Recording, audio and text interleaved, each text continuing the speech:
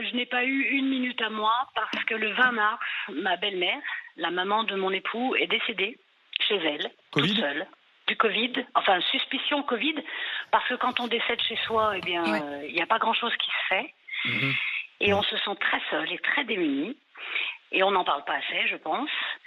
Parce que, en l'ayant trouvée, elle avait une grippe depuis une semaine. Et les 2 derniers jours avant son décès, elle s'est sentie très, très, très mal. On a essayé d'appeler son médecin. Son médecin nous a dit qu'elle savait ce que ma belle-mère avait. Je ne donne pas faute au médecin. Tout a été fait dans un laps de temps tellement court que de toute façon, on n'a rien pu voir venir. Ma belle-mère, on l'avait au téléphone matin, midi et soir. Le jeudi d'après sa visite chez le médecin, donc une semaine après, elle n'a pas répondu. Le vendredi matin, on est allé chez elle, elle était décédée.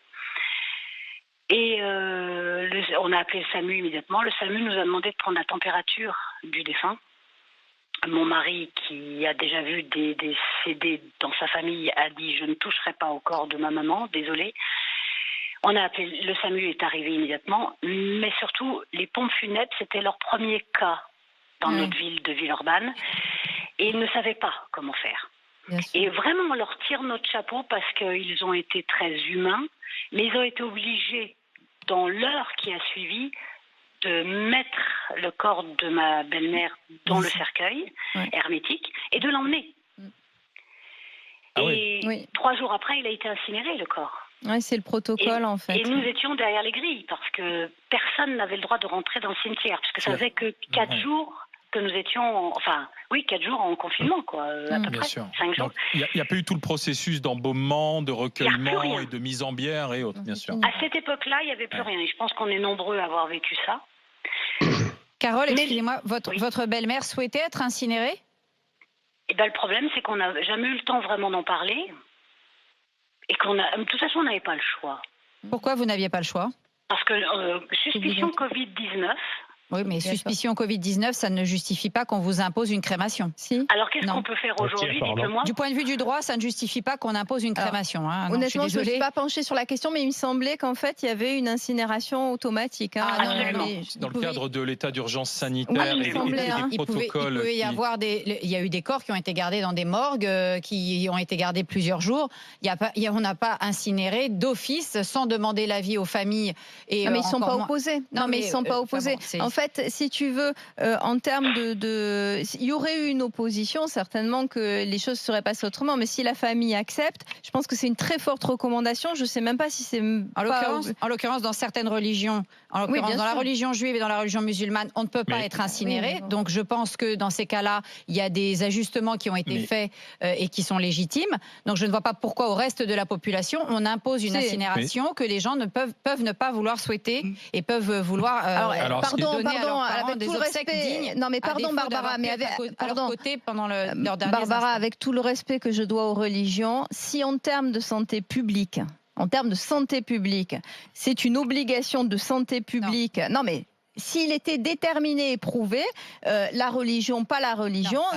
Sur la mort, excuse-moi, même dans n'importe quelle épidémie, alors le Covid encore moins, ça ne justifie pas de ne pas respecter. Ça peut être justifié. Attendez, je voudrais que... On a traité nos anciens n'importe comment. Alors Carole, allez-y, finissez votre propos. Si vous permettez, l'incinération en elle-même ne nous a pas posé de problème. Oui, c'était une question.